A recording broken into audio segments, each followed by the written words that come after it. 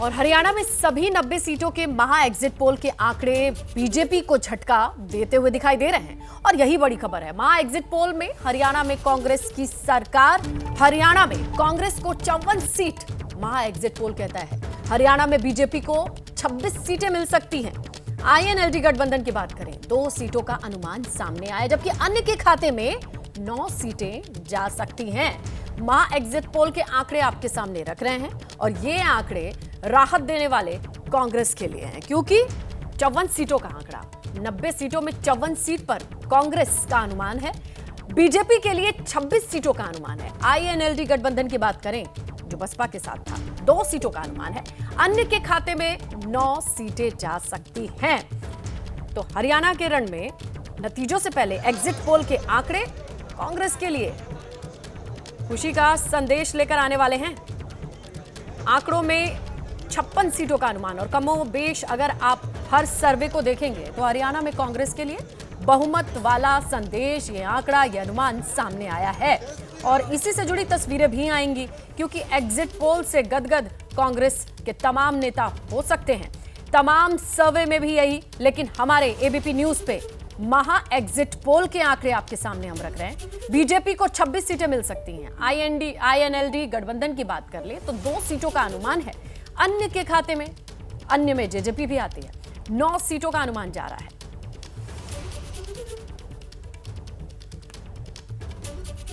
तो हरियाणा में exit poll से कांग्रेस में उत्साह का माहौल है। हरियाणा के पूर्व सीएम भूपेंद्र सिंह हुड्डा बोले कि भारी बहुमत से कांग्रेस की सरकार बनेगी और आला कमान तय करेगा कि कौन होगा मुख्यमंत्री, क्योंकि यह सवाल चुनाव से पहले, चुनाव के प्रचार के दरमियान और एग्जिट पोल के आंकड़ों के आने के बाद भी लगातार पूछा जा रहा है।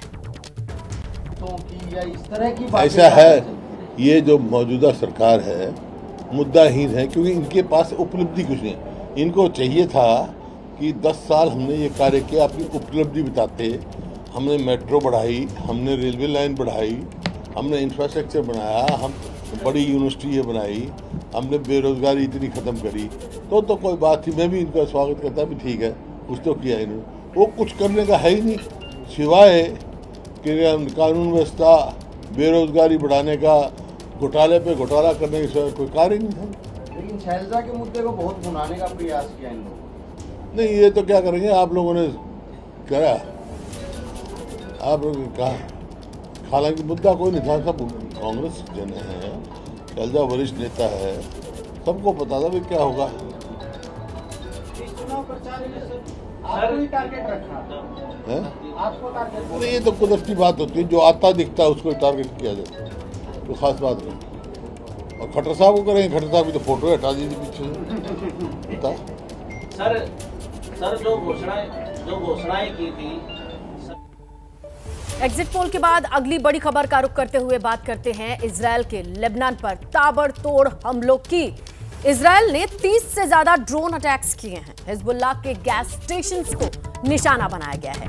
एम्यूनेशन डिपो को भी निशाना बनाया गया है। रात भर एम्यूनेशन डिपो पर धमाके की आवाज सुनाई देती रही। हथियार जहां स्टोर किया जाता है, विस्फोटक जहां रखे जाते हैं, वो डिपो, वो जगह, उसे टारगेट किया गया। और जाहिर सी बात है, जहां हथियार हैं, जहां विस्फोटक हैं, वहां पर बम गिरेगा तो धमाका कितना स्ट्रांग होगा, किस तरीके से देखा और सुना जाएगा, उसकी बानगी ये तस्वीरें हैं।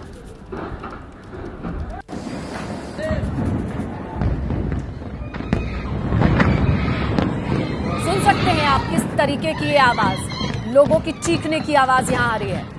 रिहायशी इलाका, तो रात भर कमोबेश ऐसी ही परिस्थिति, ऐसी ही तस्वीरें, क्योंकि टारगेट किया गया था। हथियार का जखीरा जहां रखते हैं, बारूद जहां रखते हैं, एम्यूनेशन डिपो कहा जाता है, वहां पर धमाके की आवाज आती रही। और इसके अलावा गैस स्टेशन को भी निशाना बनाया गया। तो इन हमलों के बाद का जो मंजर है वो आपके सामने स्क्रीन पर रख रहे हैं।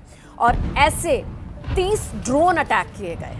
इजरायल ने टारगेट किया, मैप करने के बाद ड्रोन से अटैक किया, और फिर उसके बाद जो हुआ वो आपके सामने है। ड्रोन से गैस स्टेशन को जब टारगेट किया गया और अटैक किया गया, हवाई हमला, और उसके बाद कैसी आग की लपटें, ये धुआं, ये चीख पुकार और ये सब कुछ आबादी वाला इलाका जहां पर ये सब कुछ बना हुआ था। और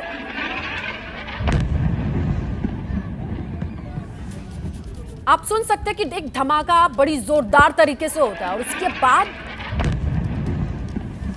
जो लोग वीडियो बना रहे हैं उनके हाथ कांप उठते हैं। लेकिन एबीपी न्यूज के जाबाज लगातार युद्ध क्षेत्र में डटे हुए हैं। बेरूत में बर्बादी की कहानी सिर्फ सुनना नहीं है, आपको देखने को मिलेगी। देश के सबसे निडर रिपोर्टर जगविंदर पटियाल की जुबानी, ये देखिए रिपोर्ट।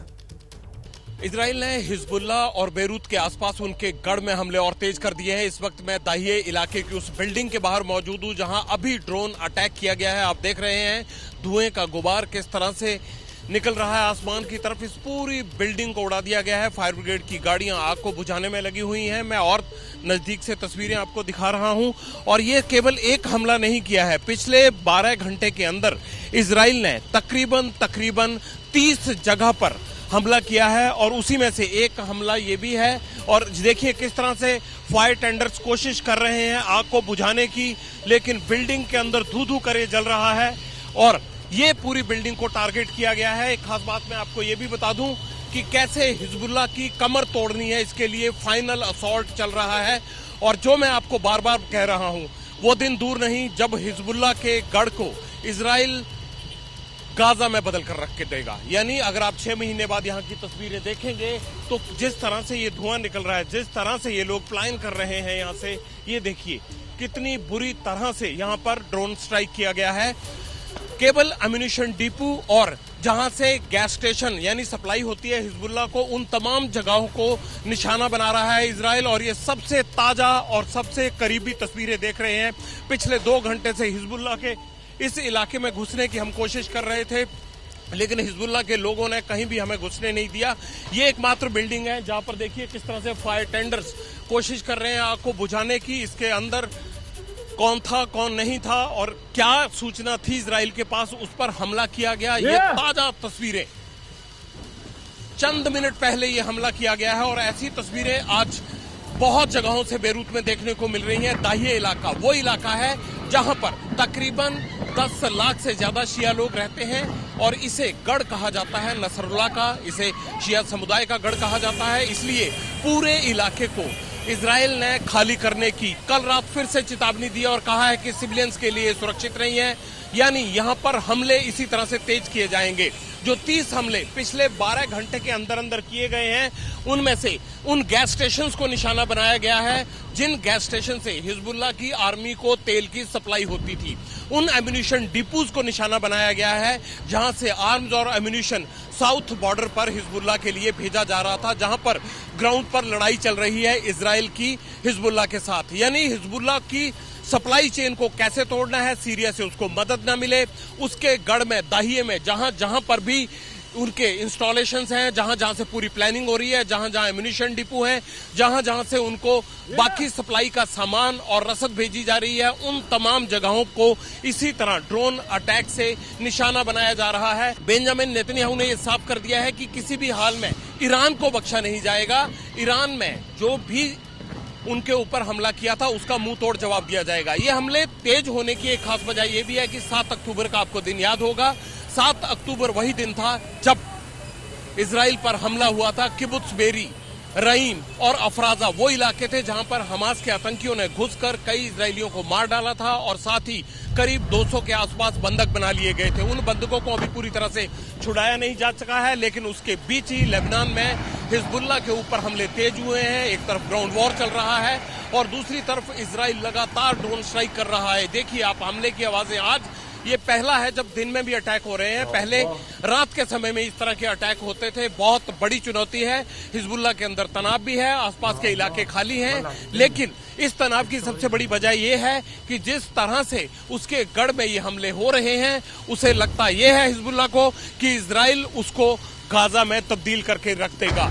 इस तनाव के कारण ही हिजबुल्ला अपनी प्लानिंग को लेकर या फिर इन हवाई हमले से बचने को लेकर ईरान और अपने प्रॉक्सी जो कंट्रीज हैं जो उसे मदद करते हैं उन पर दबाव बना रहा है। लेकिन इजराइल के हमले कम होने की बजाय तेज हो रहे हैं। यानी क्या पूरे मिडिल ईस्ट में ये युद्ध फैल जाएगा, इस बात के कयास लगाए जाने लगे हैं। हालांकि इजराइल के पीछे अमेरिका खड़ा है और अमेरिका और इजराइल मिलकर उस हर डिस्ट्रक्शन को यहां बेरूत की राजधानी, माफ कीजिएगा, लेबनान की राजधानी बेरूत के पास जो ये दाहिए इलाका गढ़ माना जाता था हिजबुल्लाह का, 1 मिलियन पॉपुलेशन है यहाँ, शिया समुदाय के लोग यहाँ रहते हैं, यहीं से सारा संचालन हिजबुल्लाह का होता था, उस गढ़ को निशाना बना रहा है। ताबड़तोड़ स्ट्राइक किए जा रहे हैं। एबीपी न्यूज ग्राउंड जीरो से हर रिपोर्ट आपको दिखाता रहेगा, हम हर खबर आपको पहले दिखाएंगे। कैमरामैन चाको के साथ जगविंदर पटियाल, एबीपी न्यूज, दाहिए बेरूत।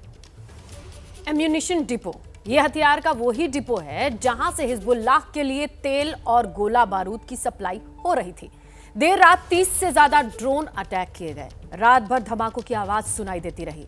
बेरूत से देखिए वर्ल्ड एक्सक्लूसिव रिपोर्ट। जो एयरपोर्ट रोड बेरूत को जोड़ती है, इस वक्त हम उसी इलाके में हैं। यहाँ नीचे नहीं उतर सकते। ये सुनिए आप आवाजें।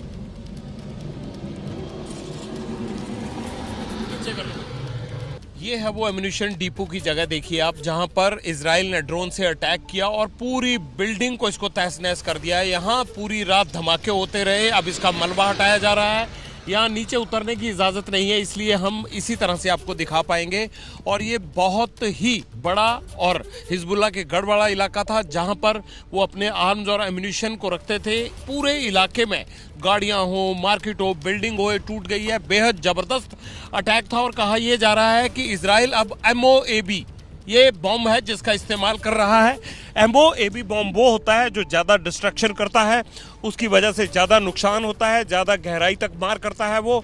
इस तरह से ये इजराइल का वो हमला था जो सीधा हिजबुल्लाह के एम्यूनिशन डिपो के ऊपर था। और ये एम्यूनिशन डिपो कहाँ है? ये बेरूत का जो एयरपोर्ट है और जो शहर है उसको जोड़ने वाली सड़क के ऊपर बना हुआ था। शिया बाहुल ये इलाका है और इस इलाके में कल रात से जो लगातार रेड्स की जा रही हैं, उसी के तहत पहले तेल की सप्लाई करने वाले एक गैस स्टेशन को इजराइल ने निशाना बनाया और उसके बाद दूसरा जो ड्रोन स्ट्राइक किया गया वो इनके एम्यूनिशन डिपो पर किया गया। जो एम्यूनिशन डिपो आप देख रहे हैं, इसी को बर्बाद कर दिया गया है और सारी रात यहाँ पर धमाके होते रहे और जितना भी गोला बारूद, सामान, गोलियां यहाँ रखी हुई थी, वो सब कुछ नष्ट कर दिया है। तो इजराइल अब ना सिर्फ अपने हमले तेज कर रहा है, बल्कि हिजबुल्लाह को जहां जहां से मदद मिल रही है उन तमाम चीज़ों को या तो उड़ा रहा है या फिर उसकी सप्लाई चेन को काटने का काम कर रहा है।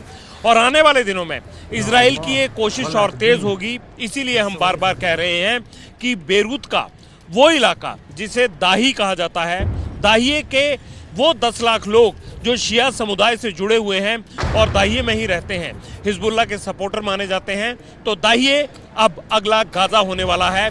ऐसे तस्वीर अभी से यहाँ दिखने लगी है। कैमरामैन अजीत चाको के साथ Jagvinder Patial, ABP news, central Beirut. और इस वक्त एक बड़ी खबर यूपी के मेरठ से है। मेरठ में अवैध हथियारों की फैक्ट्री का भंडाफोड़ किया गया है। दिल्ली पुलिस की क्राइम ब्रांच ने यह एक्शन लिया है। 2 आरोपियों को गिरफ्तार किया गया और कहा यह जा रहा है 16 अवैध हथियार यहां से बरामद किए गए हैं। मेरठ में यह एक्शन हुआ कि अवैध हथियारों की फैक्ट्री का भंडाफोड़ हुआ और दिल्ली पुलिस की क्राइम ब्रांच की टीम ने यह पर्दाफाश किया कि 2 लोगों को गिरफ्तार किया गया और साथ ही 16 जो अवैध हथियार थे यहां से बरामद किए गए हैं। मेरठ में यह एक्शन हुआ, अवैध हथियारों की फैक्ट्री का भंडाफोड़, और वहां पर यह एक्शन दिल्ली पुलिस की क्राइम ब्रांच की ओर से किया गया।